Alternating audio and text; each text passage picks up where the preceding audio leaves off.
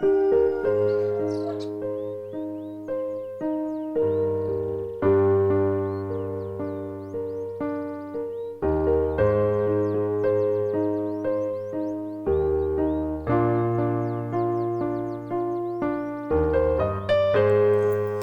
be like Jesus, God's people will be refined by time of trouble. O Lord, be gracious unto us. We have waited for thee. Be thou their arm every morning, our salvation also in the time of trouble. Isaiah 33 and verse 2. Jacob's history is also an assurance that in the final time of trouble, God will not cast off those who have been deceived and tempted and betrayed into sin, but who have returned unto him with true repentance. While Satan seeks to destroy this class, God will send his angels to comfort and protect them in the time of peril. The assaults of Satan are fierce and determined. His delusions are terrible, but the Lord's eye is upon his people, and his ears listen to their cries. Their affliction is great. The flames of the furnace seemed about to consume them, but the refiner will bring them forth as gold tried in the fire.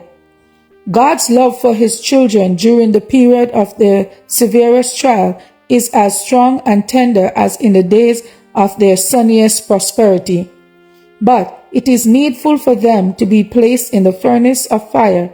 Their earthliness must be consumed, that the image of Christ may be perfectly reflected. The season of distress and anguish before us will require a faith that can endure weariness, delay, and hunger, a faith that will not faint, though severely tried. The period of probation is granted to all to prepare for that time. Jacob prevailed because he was persevering and determined. His victory is an evidence of the power of importunate prayer. All who will lay hold of God's promises as he did and be as earnest and persevering as he was will succeed as he succeeded.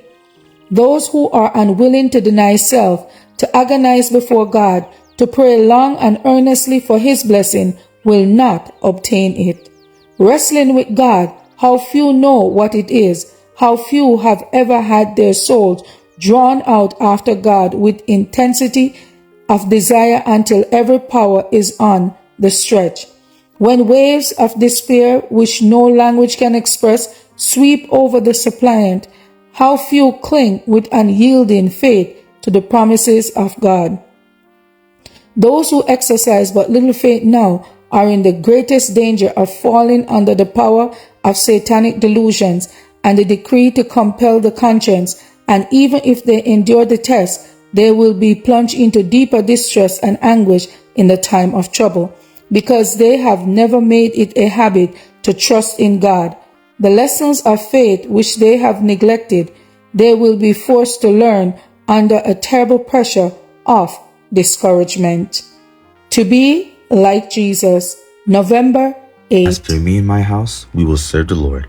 Thank you all for listening, and please join us once again tomorrow for your daily devotional reading. God bless.